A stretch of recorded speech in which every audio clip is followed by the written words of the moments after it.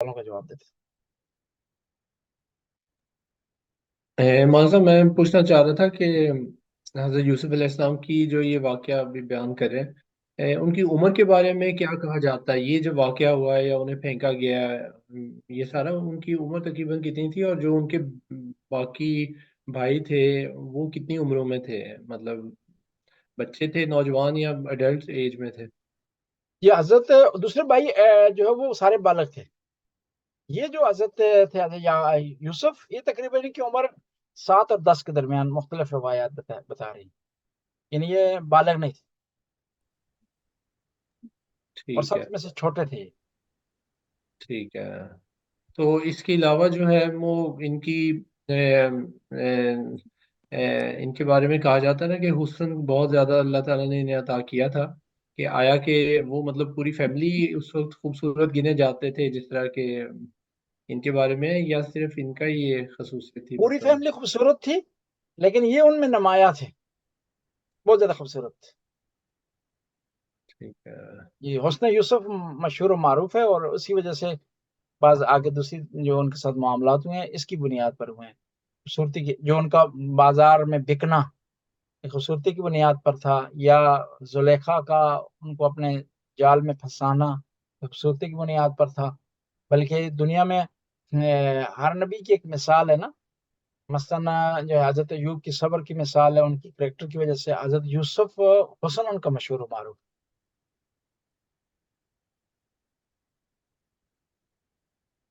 ٹھیک، بہت شکریہ مولانا صاحب.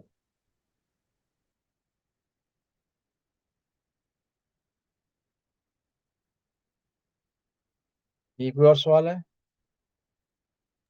شاید اسی واقعے کے حوالے سے مولانا صاحب، حسد کے اوپر ظاہر ہے کہ یہ کافی اس کا ذکر ہوا ہے.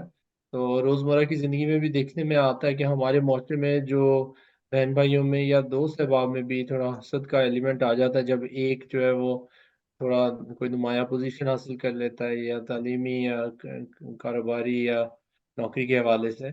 تو حسد سے بچنے کے لیے کوئی آج کل کے معاشرے کے حساب سے آپ کیا تجویز یا ہدایت دے سکتے حسد سے بچنے کے لیے جو ہے وہ کچھ تو دعائیں ایسی جن کو انسان ورد کرے، پڑھتا رہے.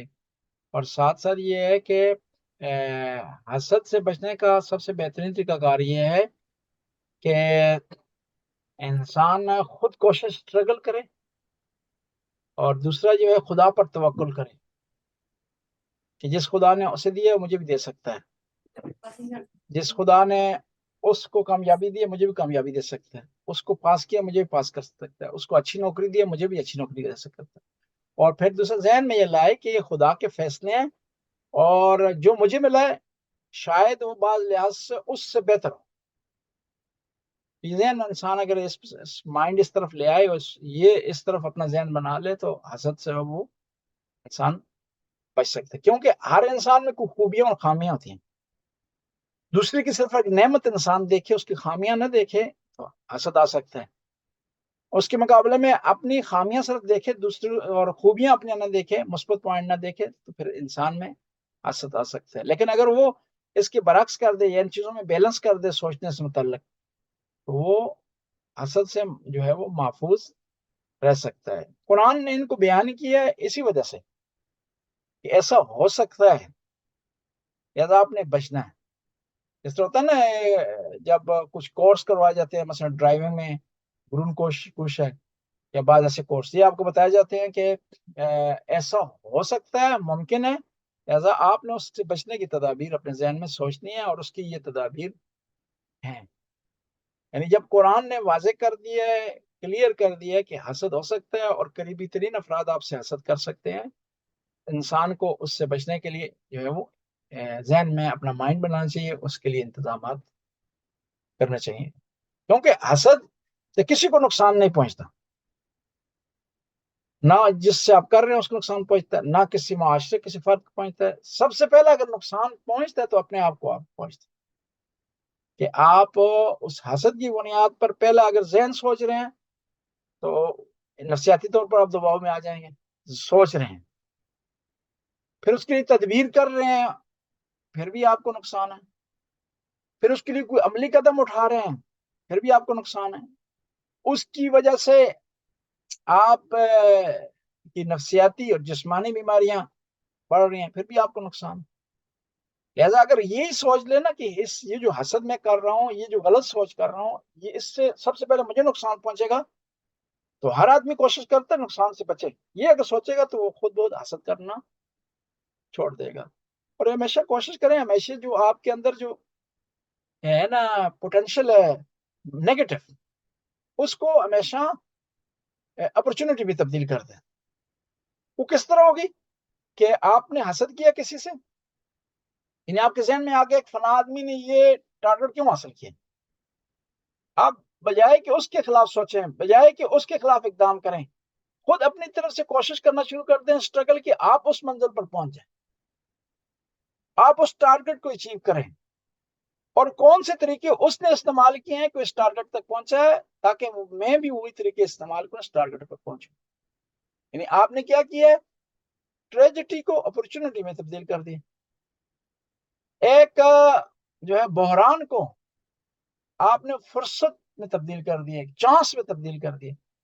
تو اس سے جو ہے وہ جو نقطہ حسد کا آپ کے ذہن میں آیا تھا، جو آپ کے لیے نقصان دہ ہو سکتا تھا، وہ آپ کے لیے بھی مفید ہو سکتا ہے، کیونکہ ہر ایک برا پہلو اس کے ساتھ ایک پازیٹو پہلو پایا جاتا ہے۔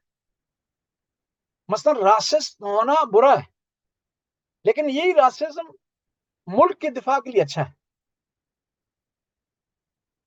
نسل پرست ہونا برا ہے، لیکن یہی نسل پرست بعض کو ترقی کا باعث بن سکتا ہے، کہ جب آپ اس کو اپرچونٹی میں تبدیل کر دیں گے، پازیٹو اس کو جو ہے وہ آپ لیں گے۔ تو لہٰذا یہ جو انسان کے اندر یہ طاقت خدا نے رکھی ہے کہ وہ حسد اس کے اندر ابھرتا ہے، یہ طاقت خدا نے رکھی ہے اس لیے تاکہ اس سے ہم فائدہ اٹھائیں، نہ یہ کہ اس کو اپنے نقصان میں تبدیل کر دیں۔ طاقتیں خدا نے دونوں انسان کے اندر رکھ دی ہیں، اب اس نے عقل استعمال کر کے اس طاقت کو کہاں پر استعمال کرنا ہے۔ مثلا دو طاقتیں ہیں انسان کے اندر، ایک دونوں نعمتیں ہیں خدا کی طرف سے، ایک ہے بھول جانے کی، ایک ہے یاد رکھنے کی۔ یہ جو بھول جانے کی طاقت ہے، یہ بھی نعمت ہے، بشرطے کہ آپ اس کو اپرچونٹی میں تبدیل کریں، بشرطے کہ اس کا صحیح فائدہ اٹھائیں، اس کو کیا ہے، دوسروں کی غلطیوں کو بھول جائیں، اپنی گزشتہ مشکلات کو بھول جائیں، اپنی گزشتہ سختیوں کو بھول جائیں۔ اور یاد رکھنے کی طاقت بھی مہم یہ کہ کہاں آپ استعمال کر رہے ہیں، دوسروں کی نیکیاں یاد رکھ رہے ہیں، تو کیا ہے، آپ کا اچھا نظریہ اور دوسروں سے متعلق بنے گا، اخلاق میں آپ آگے چلے جائیں گے، پیار و محبت میں آپ آگے چلے جائیں گے۔ لیکن اگر اسی جو طاقت ہے، یاد رکھنے کی طاقت ہے، میموری کی جو طاقت ہے، اس کو غلط استعمال کریں گے تو آپ کے لیے وہ والی جان بن جائے گی، دوسروں کے لیے وہی، دوسروں کی غلطیوں کو نوٹ کرتے رہیں، ان کو یاد رکھیں، ان کو حفظ کریں، میمورائز کریں، تو آپ کے لیے نقصان دہ ہے، معاشرے کے لیے نقصان دہ ہے۔ بس یہ امپورٹنٹ ہے کہ آپ کے اندر جو خدا نے طاقت رکھی ہے، اس کو آپ نے کہاں استعمال کرنا ہے، کہاں یوٹیلائز اپنے کرنا ہے۔ اس کو اگر صحیح استعمال کر لیں گے تو آپ کامیاب ہیں، اس کو غلط استعمال کریں گے یا استعمال نہیں کریں گے تو آپ جو ہے وہ ناکام ہیں۔ بس ہم نے یہ دیکھنا ہے کہ یہ جو اندر ہمارے ایبلٹی ہے یا پوٹینشل ہے، یہ کہ دوسروں کو جو نعمتیں حاصل ہوئی ہیں، ان کو جو ججمنٹ کر رہے ہیں، ان کے بارے میں آبزرو کر رہے ہیں ان کو، تو اس آبزرو کرنے کے بعد آپ نے اس کو کس چیز میں تبدیل کرنا ہے، یہ امپورٹنٹ۔ جی اور کوئی سوال ہے؟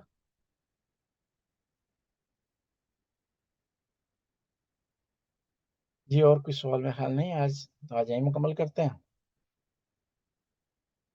بسم اللہ الرحمن الرحیم، اللہم صلی علی محمد وآل محمد وسلم علی محمد وآل محمد وبارک علی محمد وآل محمد وارحم محمد وآل محمد وسلم صلیت وسلمت وبارکت وترحمت علی ابراہیم وآل ابراہیم انک حمید مجید، وصلی اللہ علی جمیع الانبیاء والمرسلین خاصتاً علی افضلہم وخاتمہم۔ خدا اس کلیل سے عبادت کو قبول و منظور فرما، ہمارے گناہوں سے درگزر فرما، नेक काम करने की तौफीक अता फरमा, बुराइयों से महफूज रहने की तौफीक अता फरमा।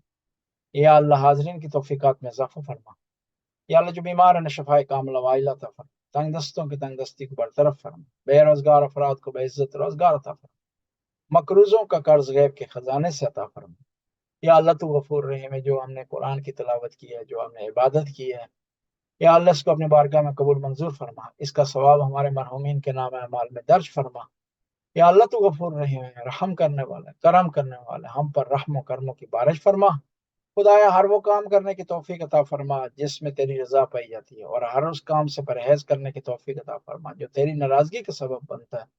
या अल्लाह तू गफूर रहीम है, रहम करने वाला, करम करने वाला, जो हमने कुरान की तिलावत की है, कुरान को समझने और उस पर अमल करने की तौफीक अता फरमा। कुरान की शफात हासिल करने की तौफीक अता फरमा। खुदाया आयमा की शफात हासिल करने की तौफीक अता फरमा। रब्बना आतिना फिद दुनिया हसना व फिल आखिरति हसना व क़िना अज़ाबन नार। अल्लाहुम्मा सल्लि अला मुहम्मद व आले मुहम्मद। आखिर में अपने मरहूमीन मरहूमात के लिए अल-फातिहा माल इखलास व सलावत। बिस्मिल्लाहिर रहमानिर रहीम। अल्हम्दुलिल्लाहि रब्बिल आलमीन अर्रहमानिर रहीम मालिकि यौमिद्दीन इय्याका नअबुदु व इय्याका नस्तईन इहदिनस सिरातल मुस्तकीम सिरातल लज़ीना अनअमता अलैहिम गैरिल मग़दूबि अलैहिम वलद्दालीन। बिस्मिल्लाहिर रहमानिर रहीम। क़ुल हुवल्लाहु अहद अल्लाहुस समद लम यलिद वलम यूलद वलम यकुल लहू कुफुवन अहद। अल्लाहुम्मा सल्लि अला मुहम्मद व आले मुहम्मद। खुदावंद जज़ाकल्लाह सबकी तौफीकात में इज़ाफ़ा फरमाए। आमीन। खुदावंद बहुत ताला शुक्रिया मौलवी अजर अता फरमाए। अच्छा, बहुत शुक्रिया मौलवी साहब। ठीक है अस्सलाम जी, अल्लाह वालेकुम। हाफिज जी, अल्लाह बहुत अच्छा लगा। सुभान अल्लाह। ओके, खुदा हाफिज। अल्लाह हाफिज जी, अल्लाह